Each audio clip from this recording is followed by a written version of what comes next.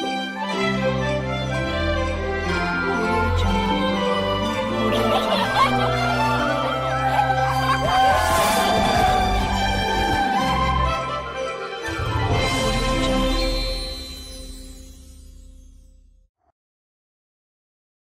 mga ka-village, it's Friday, December 13 and day 4 of our Sambang Gabi. So sabihin mo nga sa katabi mo, thank God it's Friday.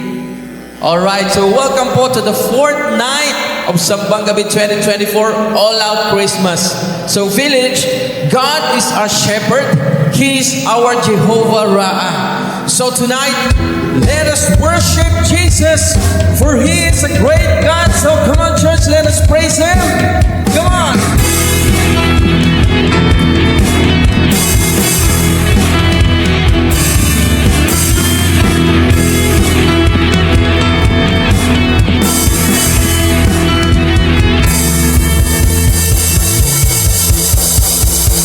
Great are your ways, great are your words, great are you, Lord of all the earth. Great is your power, great is your strength. Great are you, Lord, and greatly to be praised. Come on! Great are your ways, great are your words, great are you, Lord of all the earth. Great is your power, great is your strength. Great are you, Lord, and greatly to be praised. Your greatness, your famous name, exalted in all the earth. Sing, glory, glory.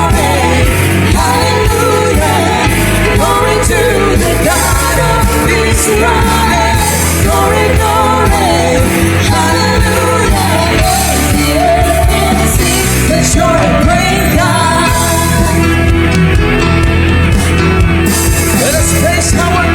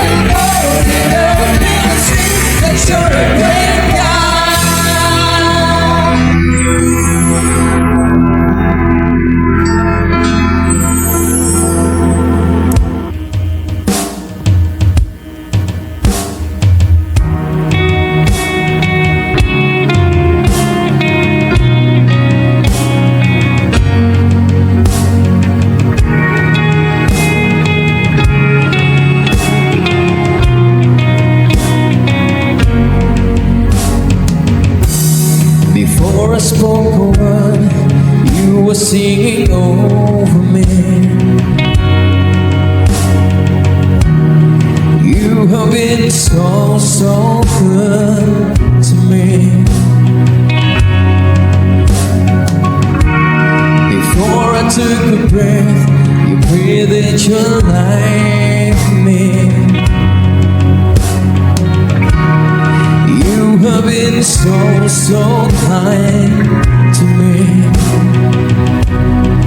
Oh, the overwhelming, never-ending, reckless love of God.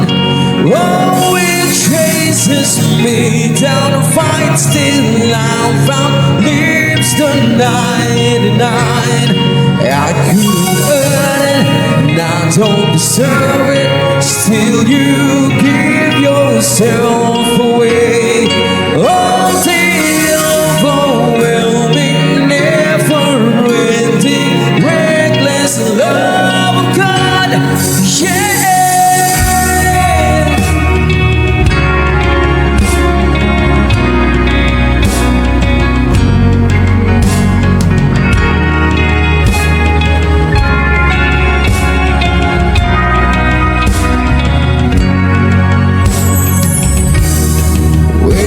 Before, still your love fought for me.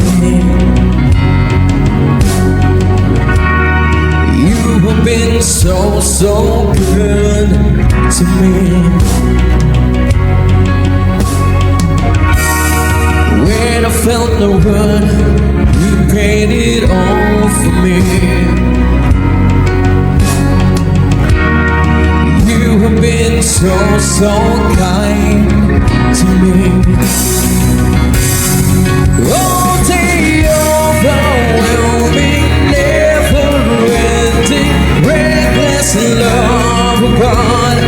Oh, it chases me down and fights till I'm found. Lives the 99. I couldn't earn it, and I don't deserve it. Still, you give yourself away. Oh, the overwhelming, never-ending, reckless love of God. Yeah.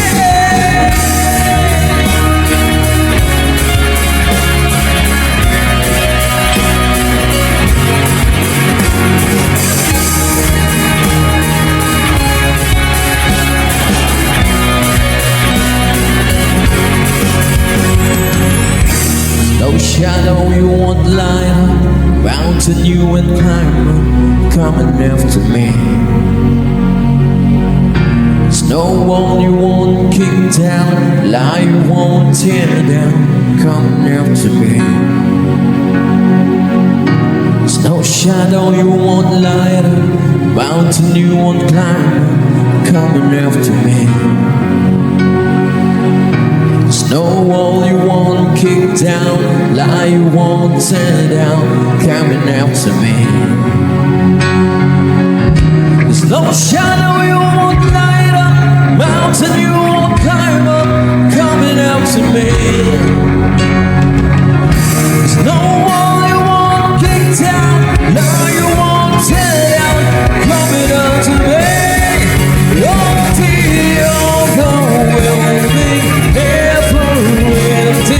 reckless love of God. Oh, it chases me down and fights till I'm found. Leaves the 99. I couldn't earn it, I don't deserve it. Still, you give yourself away. Oh, the overwhelming, never-ending, reckless love of God. Yeah.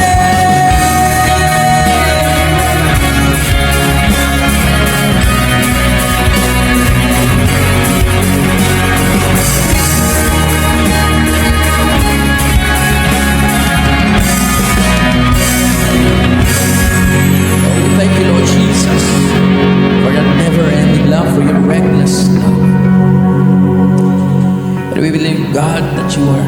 God of revival. And we lay down everything to you, every burdens, every stronghold will crumble. And as we sing this song tonight, just open up your heart to Jesus and let God move inside your heart, for He can revive our souls. Ano man pong laman ng ating puso sa gabi pong ito, kaya po natin kumilos ng Diyos, for He can do the impossible. Let us sing to Him.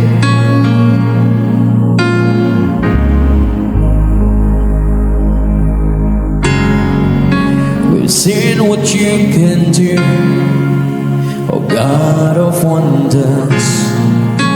Your power has no end. The things you've done before, greater measure you will do again. 'Cause there's no prison wall you can break through, no mountain you can't move. All things are possible. There's no broken body you can't raise, no soul that you can't save. All things are possible. The darkest night, you can light it up. You can light it up. Kind of revival. Let hope arise. Dead is overcome. You already won. Kind of revival. Kind of revival.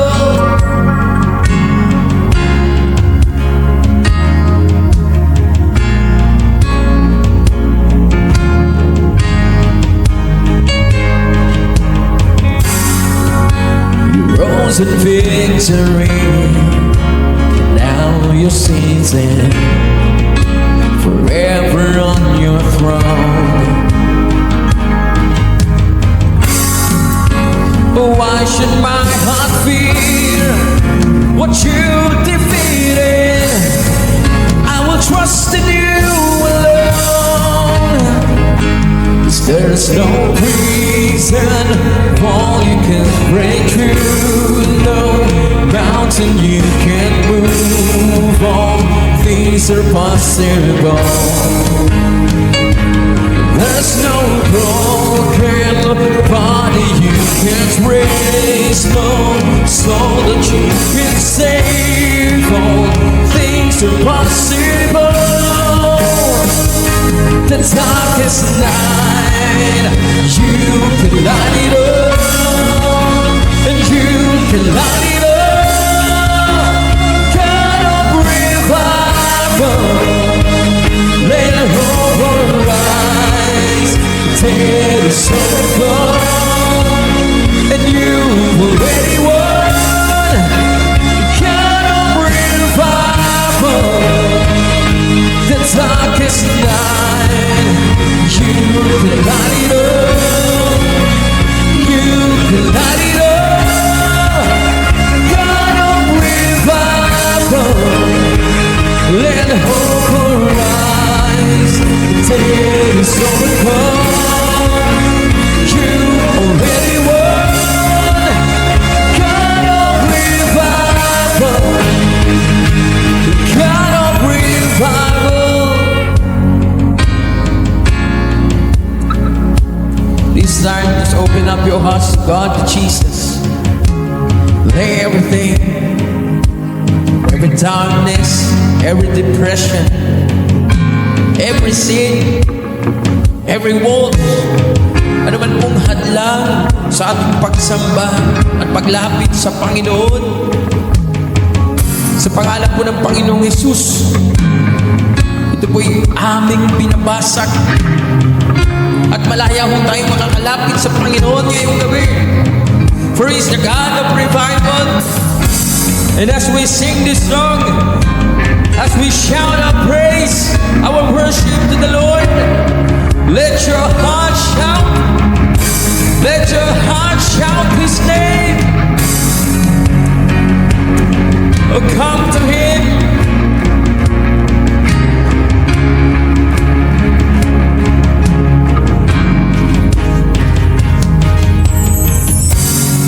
Come awaken your people.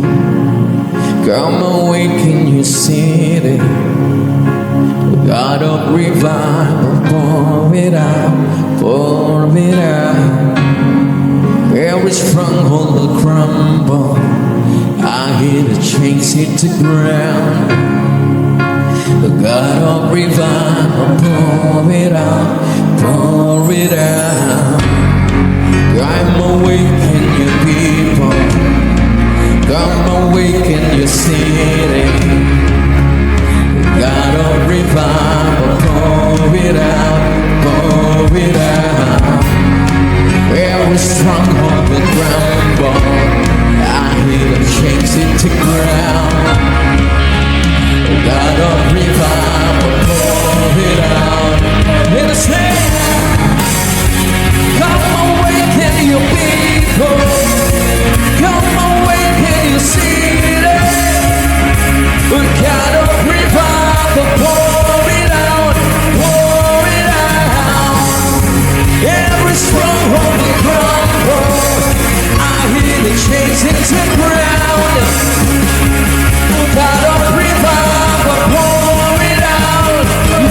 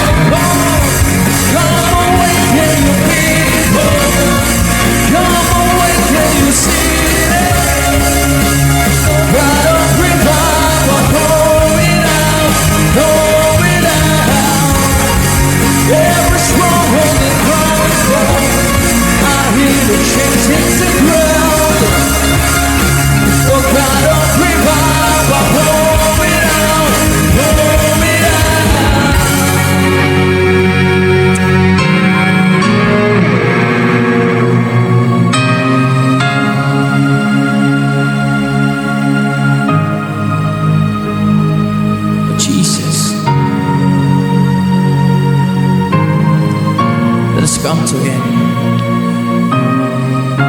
Give your heart to Him, for He can revive your soul. He can revive your heart. He can revive your mind. He can restore you.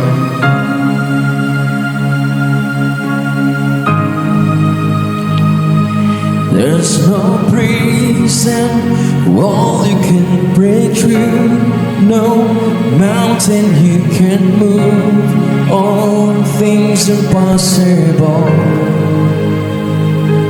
There's no broken body you can't raise. No soul that you can save. All things are possible. Thank you, Lord. Bring back the honor, the worship. For you are holy, holy, holy. You are the God of revival, and we exalt your name this night. Your name is Jesus. We call upon to you. In your mighty name, O Jesus. Amen. Amen.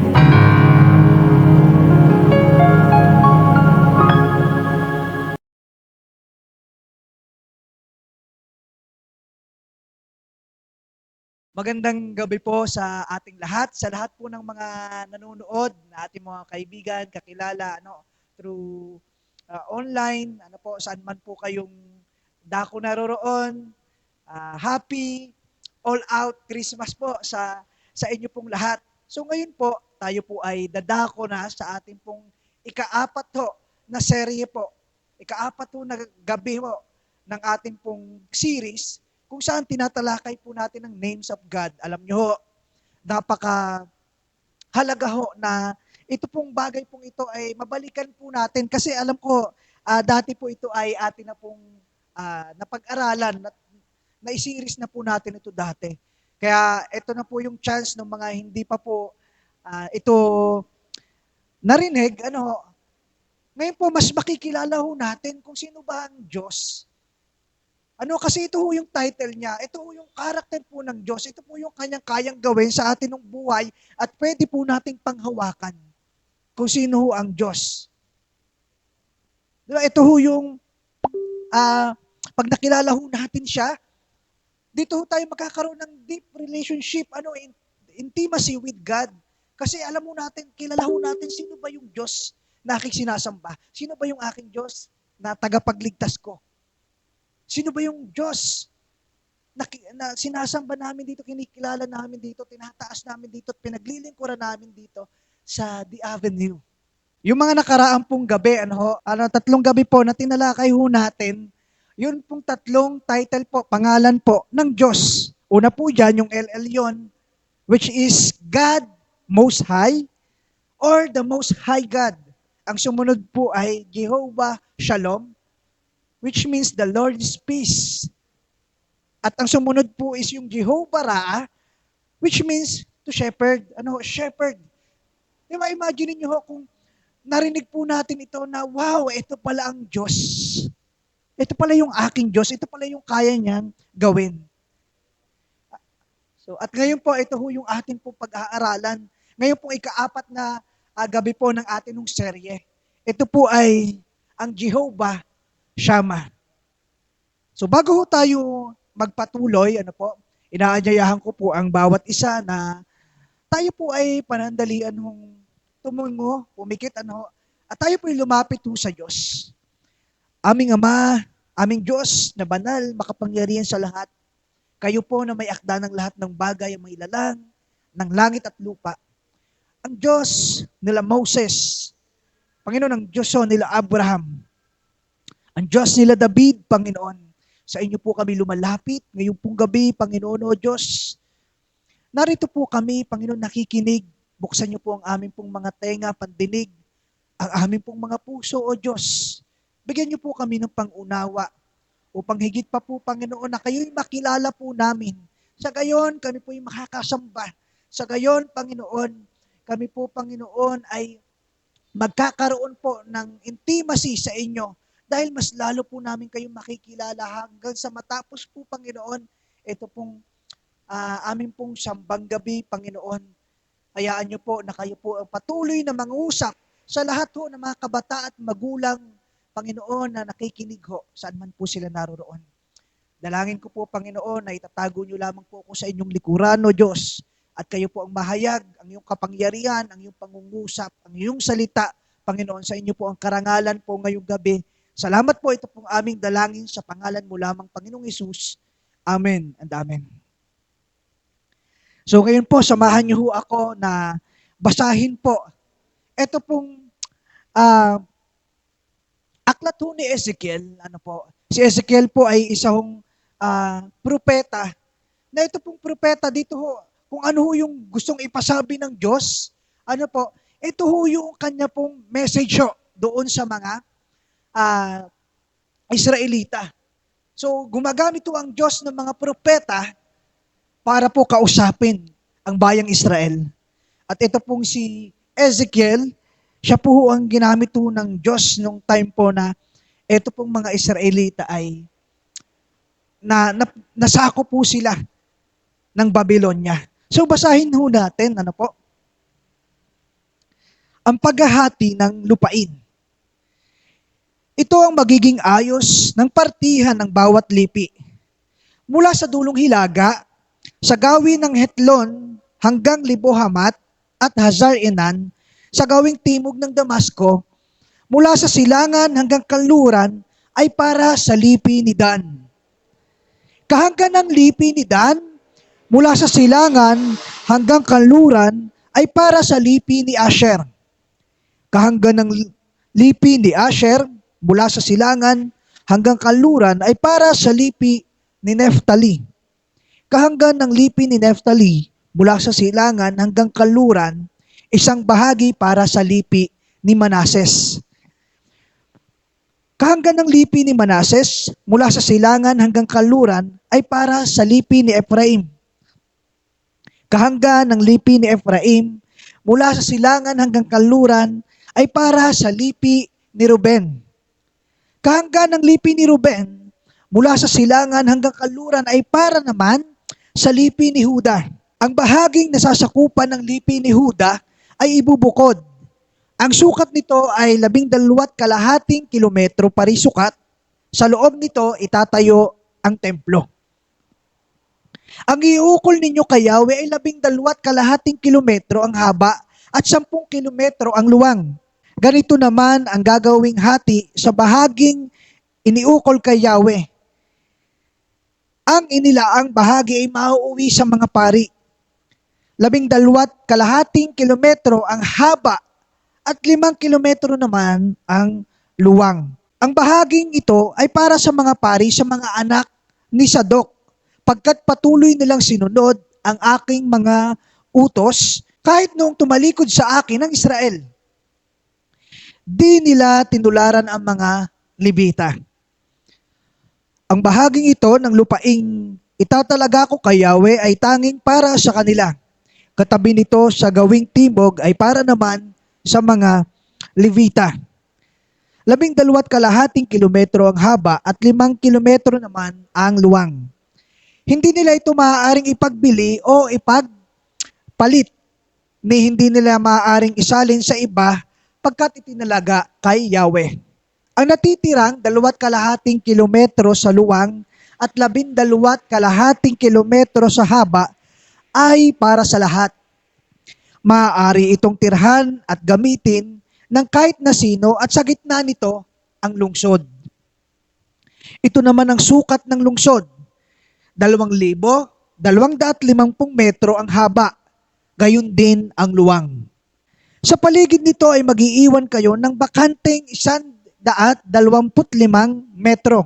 Ang natitira pa sa magkabilang dulo na humahangga sa bahaging iniukol kay Yahweh na tig 5 kilometro ang haba at 2.5 kilometro ang luwang ay para naman sa mga mag-aasikaso ng lungsod.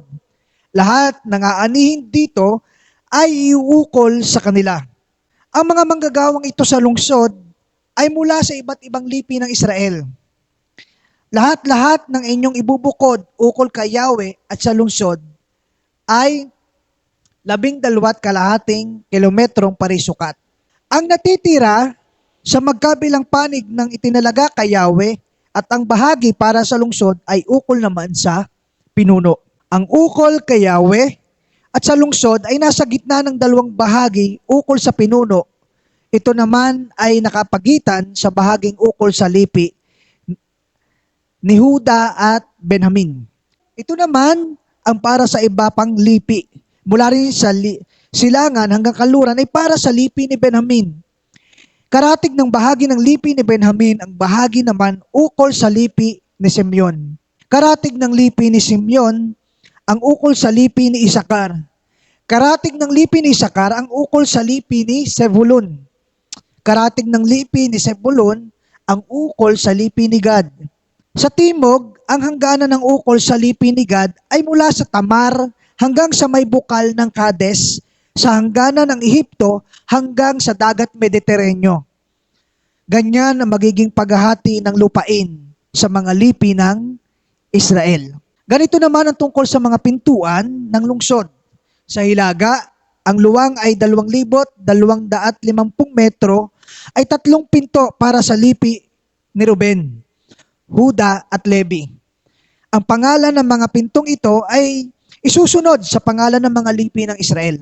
Sa gawing silangan, ang luwang ay 2,250 metro ay 3 pinturin para naman sa lipi ni Jose, Benjamin at Dan. Sa gawing timog, ang luwang ay 2,250 metro ay 3 rin ang pinto at para naman sa lipi ni Simeon, Isakar at Zebulun. Sa gawing kanluran, ang luwang ay 2,250 metro ay 3 pinturin at para naman sa lipi ni Nagad, Asher at Neftali. Ang sukat sa paligid ng lungsod ay 9,000 metro. Mula ngayon, ang ipapangalan sa lungsod ay naroon si Yahweh. Grabe ang haba po nung nung verse na ito, Pero alam niyo kung saan ho tayo magpo-focus? Dito ho sa pinakahuli. Na kung saan sabi po doon, ang sukat sa paligid ng lungsod ay 9,000 metro.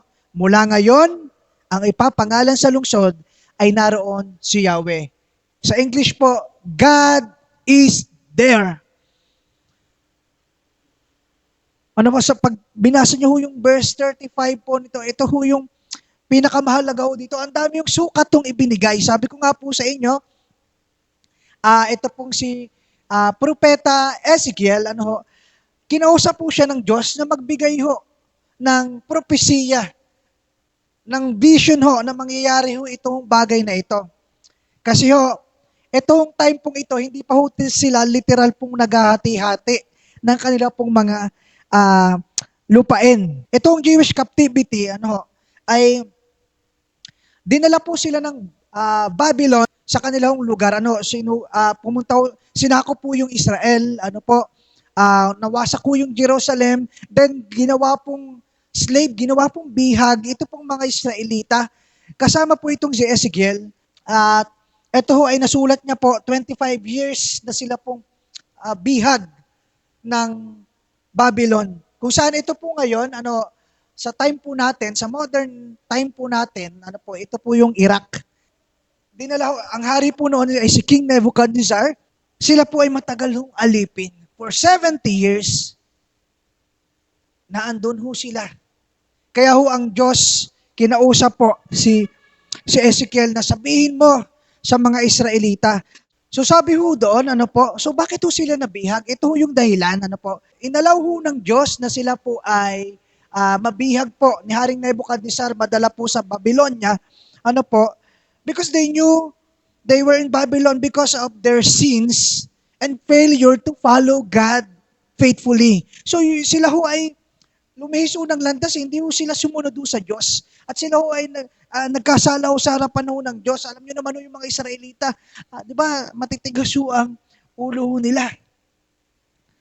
So ngayon po, ito ho yung nangyari, inalaw ho ng Diyos na sila po ay mawasak, magsakop, masira ang Jerusalem, at sila ho ay madala ng kaaway. Pero alam niyo ho, itong vision pong ito, bagaman hindi pa ho nangyayari, ito po ay after ho silang mabihag ni Haring Nebuchadnezzar, after 70 years dumating ho ang Persian Empire. At ito ho sa pamumuno po ni King Cyrus, nasakop naman po nila yung Iraq, yung Babylon, So, and that time po dahil nasakop po nila, inalaw po nila, hinayaan po nila na bumalik umuwi na yung mga Hudyo. Pero alam nyo, itong vision pong ito ni Ezekiel na pinasasabi sa mga taga-Israel, that time po, nandun sila, naghihirap pa sila sa Babylonia. Nandun sila, alipin sila doon. Hindi kanilang bayan. Pero pinangakuan sila ng Diyos. Ito ay restoration. Ito ay restoration and hope for them. Kaya sinabi po doon, Jehovah Shammah. God is there. Ibabalik kayo doon sa city. Ibabalik kayo doon sa lugar kung saan kayo inalis. Ibabalik kayo ng Diyos. Meron pangako ang Diyos sa kanila. Kaya ho, ang ibig ho sabihin ho ng Jehovah Shammah, ano ho, ito ho lang ho yung ibig sabihin ho nun, the God is there. Ano ho, God is there. Nandoon yung presensya ng Diyos. Sabi ho niya ng Diyos, ibabalik ko kayo. Ngayon, nandyan kayo, alipin kayo, pero ito yung mensahe. At napaka-detailed po, ano ho, bawat portion po, tinalakay ho dyan, yung 12 tribes of Israel, meron ho silang kanya-kanyang bahagi. Liban na lang po, kung mapapansin nyo po, sino ho yung walang portion na specific. Ito ho yung mga Levita, mga Levites. Sabi lang ho doon kayo sa may city. Pero binanggit ho dyan si Dan, si Asher, si Naphtali, si Manases. Diba, meron ho sila si Ephraim, si Ruben. Sino pa ba? Si Judah, si Isaacar, si Zebulun, si Gad, si Benjamin, at saka si Simeon. Lahat po sila meron, ano po? Bali po itong si Ephraim at si Manases, eto po anak ko sila ni Jose. Ano? So, nagkaroon ho sila ng specific portion na kanya-kanya. Kaya ho, 12 po ito. Doon lang ho sila sa gitna. Sabi ho dito, yung templo po ay itatayo po, meron hong mga kanya-kanyang sukat, meron kanya-kanyang hangganan, kung saan ho ba yung kanya-kanyang parte. Pero alam nyo ho, hindi ho ito ho yung mahalaga Kung tutuusin, yes, mahalaga po yon kasi wow, makakaalis na kami sa pagdurusa. Aalisin kami ng Diyos sa pagkaalipin, ibabalik kami sa aming bayan. Alam niyo yung feeling na nasa sariling lugar kayo, nasa sariling pamamahay kayo. Diba, yun ho yun. Pero higit ho doon, ang panghako ho ng Diyos, although sila po ay nagkamali sa Diyos, inalaw ho ng Diyos na sila'y mahirapan, masakop, pero nga ito ho yung pangako, ito ho yung pagmamahal po ng Diyos na pwede po nilang panghawakan. The Lord is there doon sa lugar kung saan ibabalik kayo, nandoon ang Diyos, nandoon ang presensya niya. Kasama niya. Kasama niyo ang Diyos. Diba nandoon ang presensya niya? Yun ho yung sinasabi ho ni Ezekiel ho. Alam po natin na ang Diyos ho ay hindi ho siya nagbabago Siya ho ay tapat. Makikita ho natin ho dito. Kasi although nagkamali sila, meron hong restoration. Meron hong pag-asa. Meron hong pinahatid ho na vision. Meron hong nabalang araw, ibabalik ko kayo. Imagine niyo po, 25 years na nandun sila. Then after 70 years of captivity, binalik ko sila ng Diyos. Marami ho tayong bagay ho na, marami ho tayong time, na minsan mararanasan po natin na parang, pinabayaan na ba ako ng Diyos? Wala ba yung, parang hindi ko nararamdaman ang Diyos. Kaya nga lagi po natin sinasabi, di ba na hindi ka ho dapat magbase sa feelings mo. Na parang last week, parang ang init-init ko, on fire ako, tapos parang konting ko lang. Pikit ko lang, napapaiyak na ako, taas kamay, pero bakit ngayon parang ang hirap kong makapasok sa panalangin? Nandiyan ba ang Diyos? Bakit parang ang hirap hindi ako makapasok agad sa worship? Kaya tuloy maano mo na parang malayo yata ang Diyos Pero huwag ho nating kakalimutan, na ang Diyos ho ay nandiyan dyan. Minsan sabihin natin, malayo ang Diyos sa akin, pero kasi feeling ko, lumalayo ang Diyos sa akin. Pero hindi mo alam. Ikaw pala yung lumalayo. Feeling mo lang pala yun. Alam, feeling mo yon kasi ikaw yung lumalayo Tapos, nung chinek mo, hindi ka pala nag-devotion. Nakalimutan mo pala yung prayer life mo. Kaya talaga. Feeling mo, layo-layo mo sa Panginoon. Nandiyan lang ang Diyos, kaya lang ikaw yung, di ba, hindi ka na nananalangin. Wala nang Bible reading. Yun yung problema. Ngayon po, etong mga Israelita, hindi ho Sabi nga po, it's not about the land. Ano, hindi ito yung mga portion-portion. Ano po, na kung saan ay sila po ay makukuha ho nila. Diba, magkakaroon ho sila ng pagmamayari na parang, wow, balang araw magkakaroon kami ng property. House, meron kaming magkakaroon kami ng property, meron kaming lupain. Nasa 35 ho, doon sa dulo.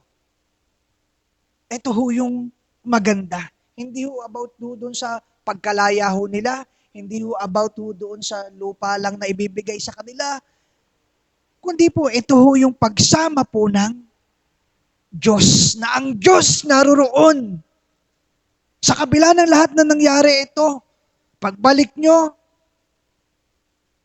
nare-remind ng Diyos ito, the Lord is there. Ang ipapangalan nyo sa city, ang ipapangalan nyo sa lugar na yon, the Lord is there.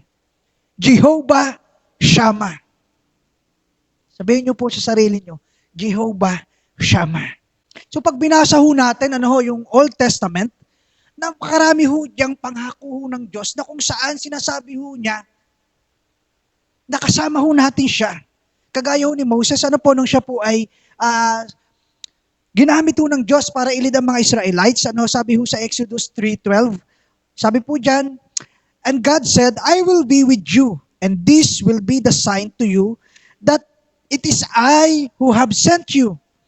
When you have brought the people out of Egypt, you will worship God on this mountain. Sabi ho sa Joshua 1:5, after ho ni Moses, mag-lead si Joshua naman po, no one will be able to stand against you all the days of your life. As I was with Moses, so I will be with you. I will never leave you nor forsake you. Yan ho yung pangako ho ng Diyos. Kaya ho, ang lalakas ho ng loob po nila. Kasi, hindi lang ho ito about physical, hindi lang ho, kundi ho, spiritual. Hindi lamang ho ito about ho doon sa kanila hong pagpapalaya ho ng Diyos, sa restoration po, sa pag-asa ho nila, na ibabalik ko sila ng Diyos. Meron nung kalayaan, not only just physical but spiritual, na restoration po sa kanila. Hindi ho ito tungkol ho sa kawawa ka naman, single ka ngayong Pasko, o ibigay nyo lang aming Christmas bonus. Ito ho ay maalala po natin, nakasama natin ho ang Diyos. Meron ho Panginoong Hesus. At dito po ako, ito po yung unang puntos ko ho. Nandito pa lang ho ako sa unang point. Sabi ho doon, dahil meron ka hong Diyos, diba, meron kang, alam mo ho, na nandiyan dyan ang Diyos. Hindi kanya pababayaan. Tatandaan nyo lang ho, CPA ho. Hindi ho, Certified Public Accountant, kundi CPA, yung C po is comfort. Kaya ho sabi ho dyan, di ba yun ho, alam mo ho na may Diyos, alam mo ho na God with us. Sabi ho dyan sa Matthew 1:23, the virgin will conceive and give birth to a son, and they will call him Emmanuel, which means God with us. Diba? Kaya ho meron ka hong, alam nyo ho yun, kahit ho merong pag sumunod ka ho sa Panginoon, alam mo ho na nandoon yung presensya ng Diyos. Kahit ho yung kapritsyo mo, diba, hindi mo nasusunod, pero komportable ka ho na sumunod pa rin ho sa Panginoon. Diba, sino ho dito mga workers and leaders, diba? Yun hong ating mga nagmi-ministry ho sa church. Alam niyo yan. Sa Giyakaha, di ba? Parang sumusunod ka sa Panginoon, pero parang umuwi ka, pwede ka namang hindi umuwi. Pero mas komportable ka ho na makauwi ka at makapanilbihan every weekend. Kasi alam mo ho, nasa Panginoon ho yun. At kasama mo po ang Panginoon sa nilalakbay mo. Alam mo ho yung, although, pambayad ko to ng bahay, kaya lang, pamasahe ko pa rin pa uwi. Pero, wala ho yun sa'yo eh. yung pakiramdam ho, na napapaglingkuran mo, nakakapanilbihan ka ho sa Panginoon. Grabe ho yung comfort ho ng puso. Ano ho? Comfort ho sa isipan.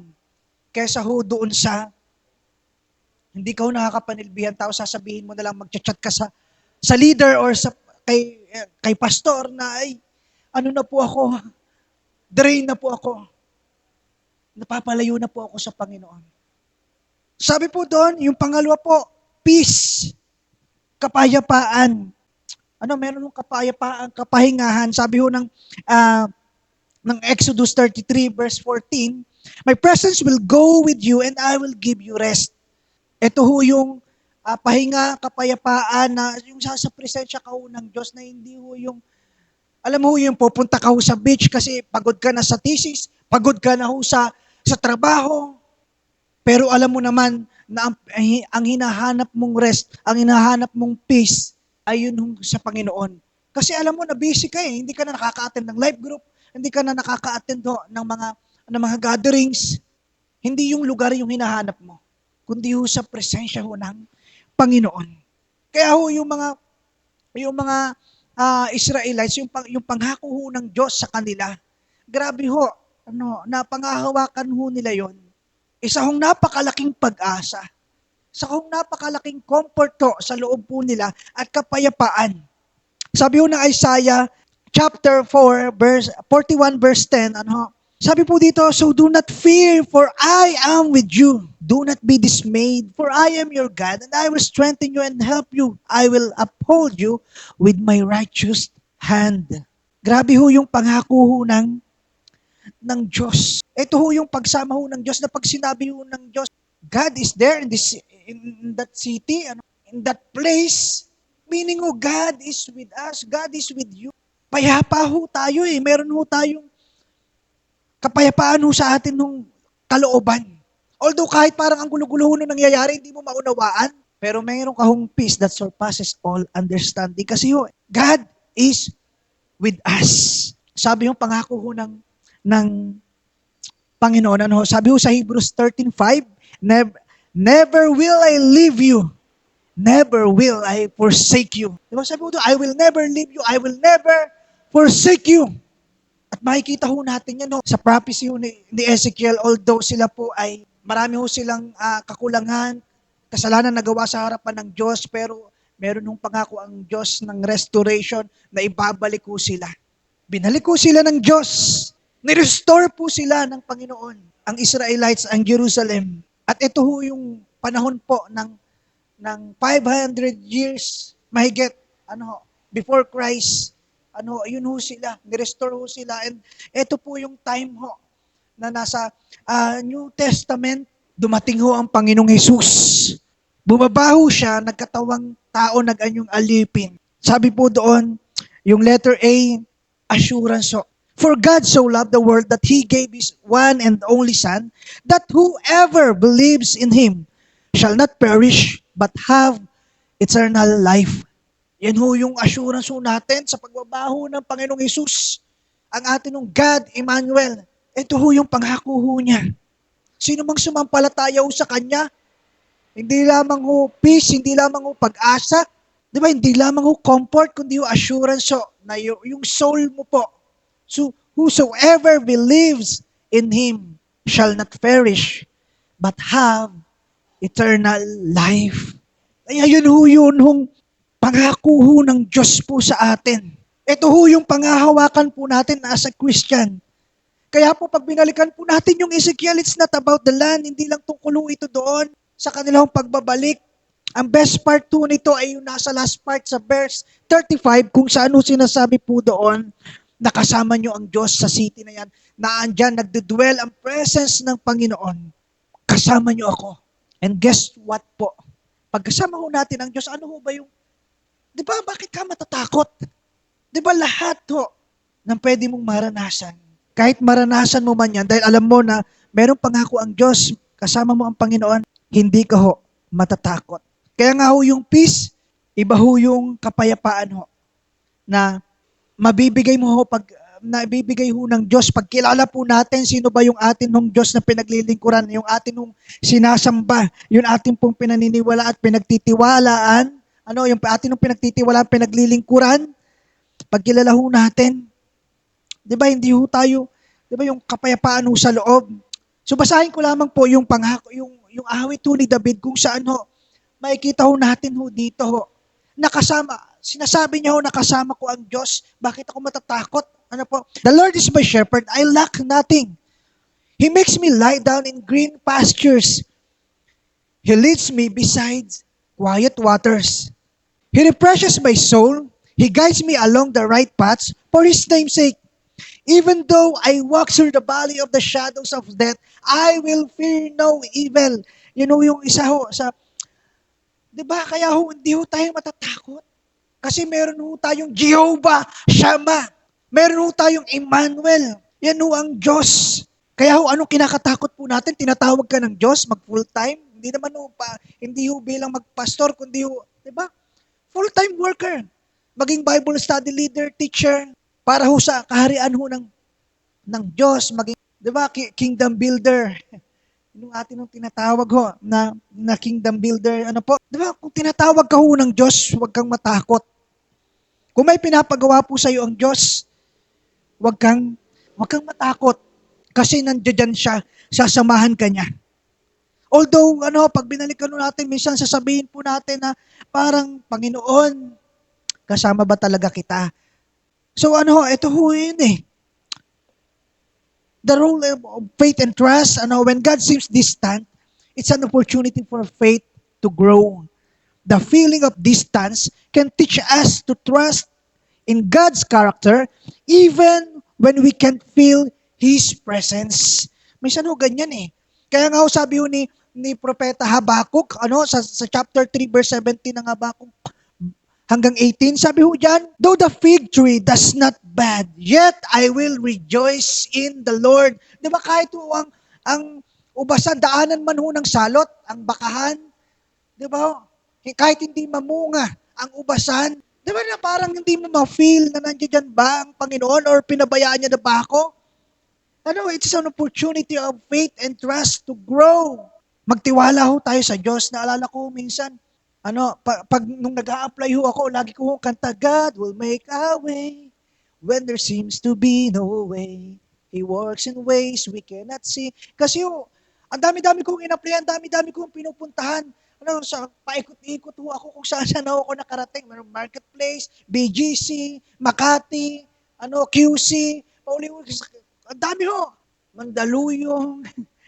Ang dami ko hong na-applyan. Sabi ko, saan ba ako susuot, Panginoon? Pero alam ko na, Panginoon, dinadala niyo ako rito. Meron ho kayong gustong ituro, meron ho kayong gustong ipagawa. Kaya, sige lang po. At alam niyo, minsan ho, dumanas ho talaga ako ng, nakasama ho ako dun sa Grabe Ka na 2023. At ako ho ay nagmumotor, binilisan ko ho. Sabay, bag! Ibinangga ko na ho, kasi hindi ho. Wala akong hindi ho ako mabilis, dahan-dahan lang ho. Kapag dating ko ho ng kanto ng Buhay na Sapa, meron ho, isip na isip po ako, sabi ko, Lord, paano ko ba to? Lord, ano bang gagawin ko?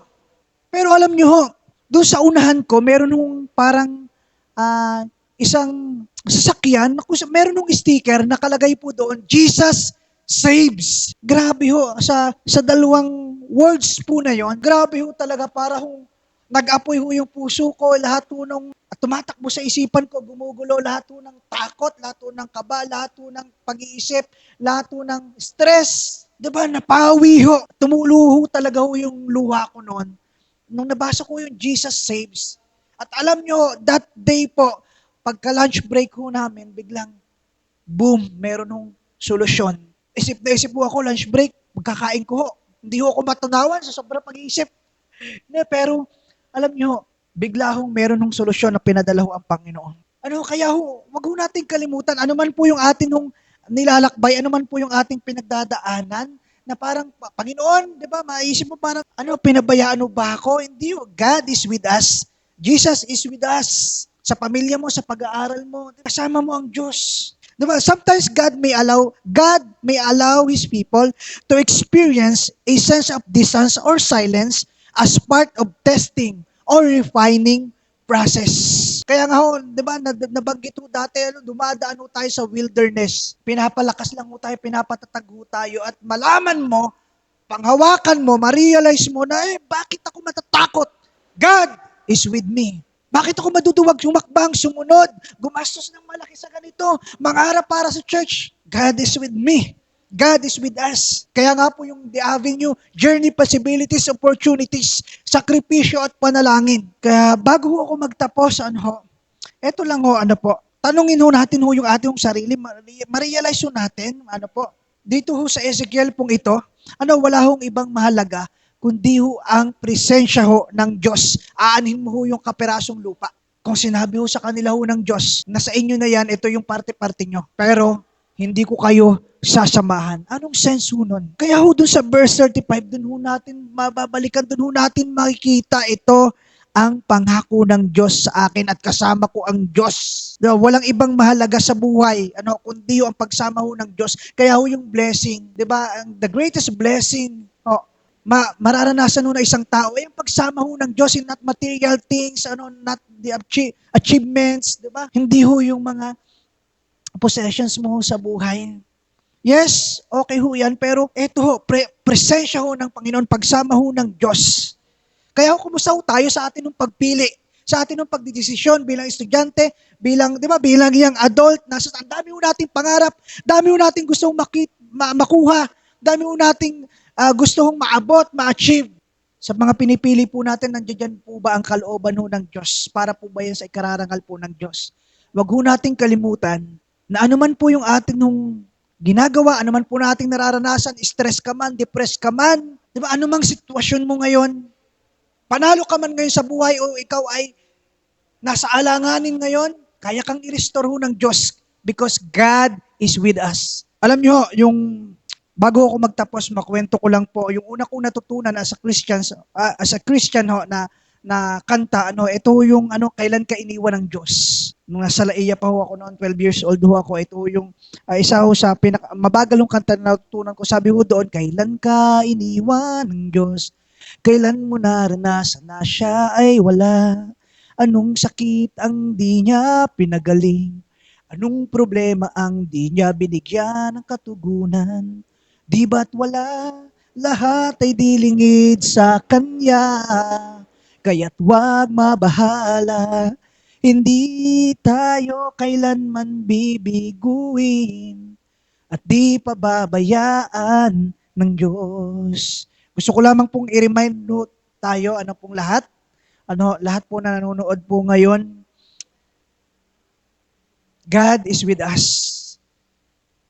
Panginoong Hesus po, ang ating Diyos, hindi ho tayo iiwan, hindi ho tayo pababayaan.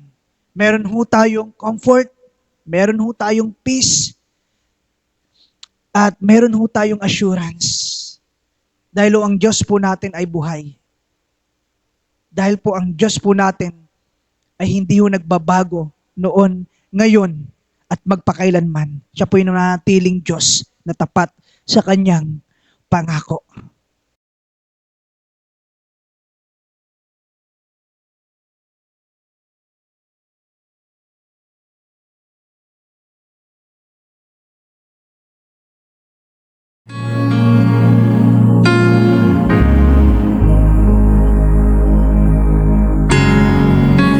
We've seen what you can do, oh God of wonders.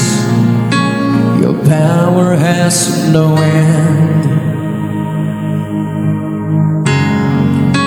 The things you've done before, greater measure, you will do again.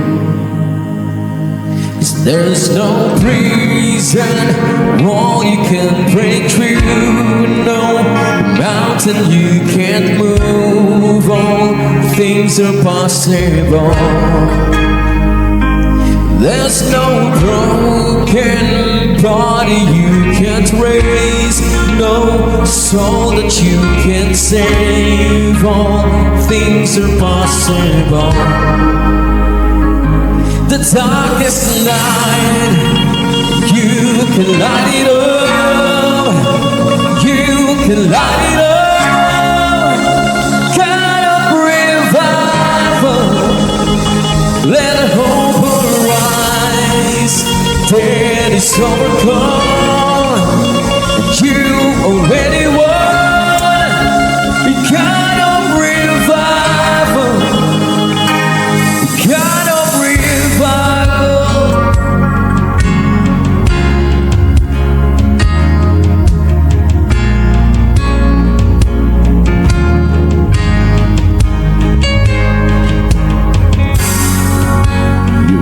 lost in victory.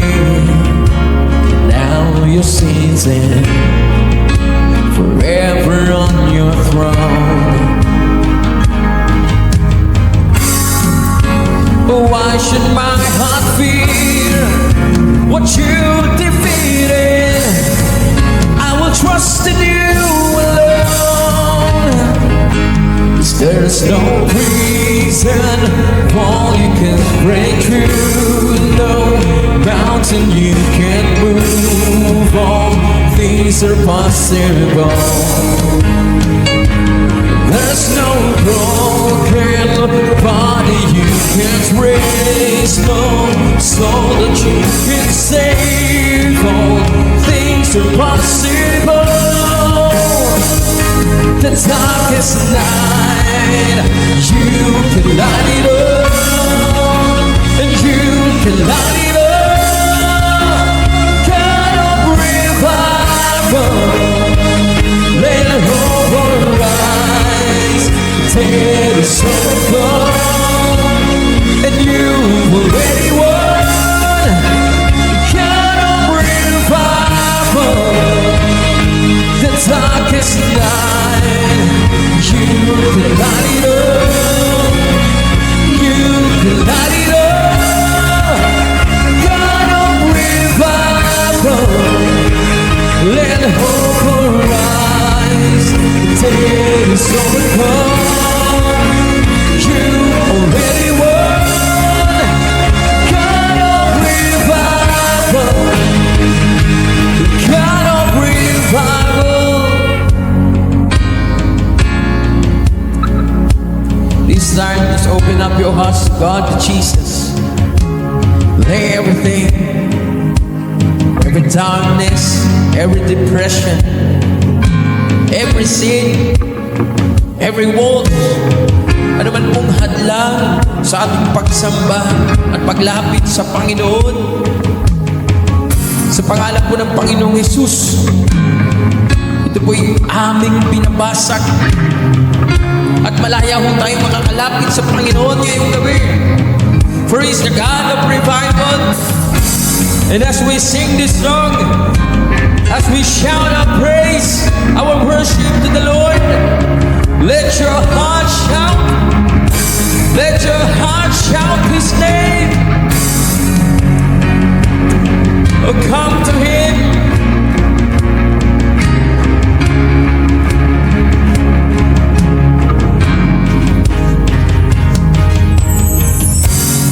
Come awaken your people, come awaken your city.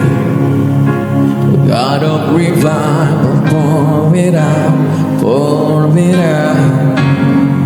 Every stronghold will crumble, I hear the chains hit the ground.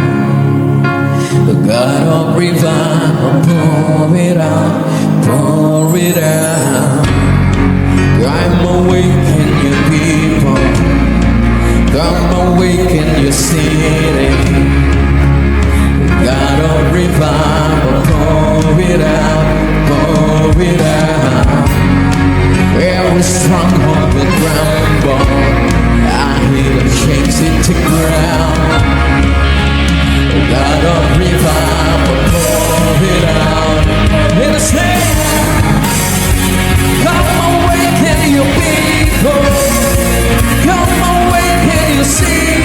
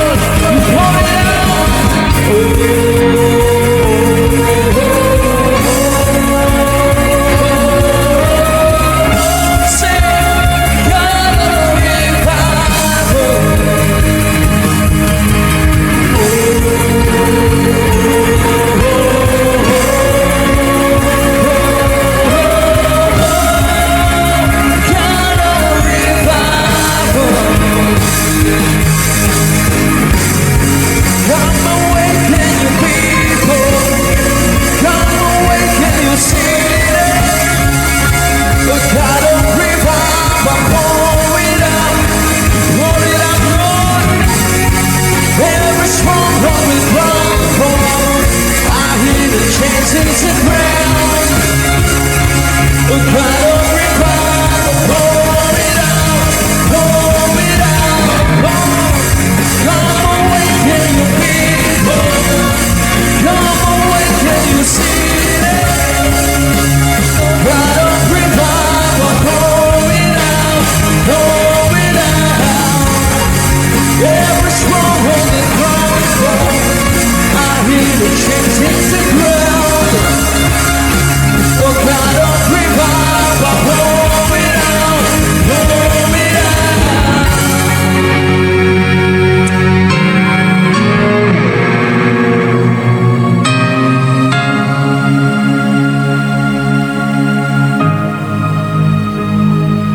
Jesus, let us come to Him. Give your heart to Him, for He can revive your soul. He can revive your heart. He can revive your mind. He can restore you.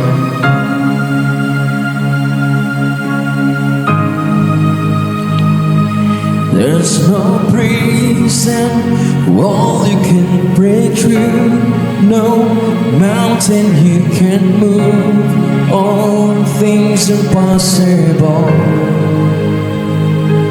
There's no broken body you can't raise, no soul that you can save, all things are possible. Tayo pong lahat ho ay tumungo. Tayo ho ay lumapit ho sa Panginoon. Dumudulog po kami sa inyong harapan, Panginoon, at nagpapasalamat sa pag-aalay mo ng iyong buhay sa krus. Kayo po, Panginoong Hesus ng Biblia, namatay sa krus, nilibing, at muling nabuhay, Panginoon. Kayo po na aming Emmanuel, Panginoon, O Diyos, na sa panahon ho ng kaginhawaan, maging sa panahon ho na kami po'y lugmok, aalalahanin po namin na kasama po namin kayo. Sa panahon po na kami magdidesisyon, tinatawag niyo ho kami, Panginoon, na maglingkod ho sa inyo, Panginoon, sa mga young adult, Panginoon, sa mga kabataan, sa mga magulang ho, O Diyos, wag ho kaming matakot sa amin po mga paghakbang. Dahil alam po namin, O Diyos, na kayo po ang aming Diyos na kasama po sa bawat lakbayin ho as a Christian, O Lord God. Panginoon, sa amin hong mga pagkukulang, O Diyos, sa amin hong mga struggles o sa buhay, O Diyos, alam po namin na kayo po ang nagre-restore, kayo po nagbabalik kung paano ho kayo nangako, Panginoon, sa mga Israelita sa pamamagitan ho ni Propeta Ezekiel, O Lord God. Pangahawakan po namin, O Diyos, na kayo po ang Diyos na mabuti, na kayo po, Panginoon, ang Diyos na nagbibigay ho ng pag-asa at ng panibagong panimula. And the greatest blessing, Panginoon, na pwede ho naming makamit, O Diyos, ay ang presensya mo, Panginoon, O Diyos, ang pagbuong pagsama mo sa aming pong buhay, sa lakbayin po, Panginoon, na aming pong tinatahak sa mundo pong ito, O Diyos.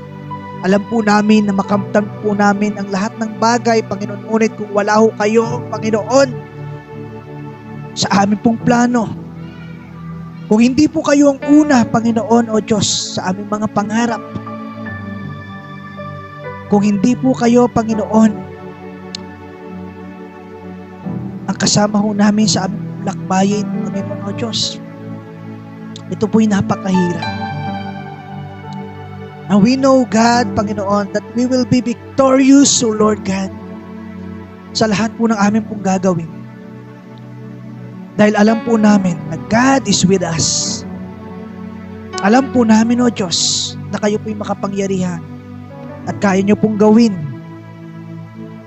ang lahat ng bagay. Ano man pong sitwasyon ang aming pong kasadlakan, Panginoon, kaya nyo po kaming ilapas, O Diyos. Kaya nyo po magpalakas, Panginoon, ng mga pananampalataya.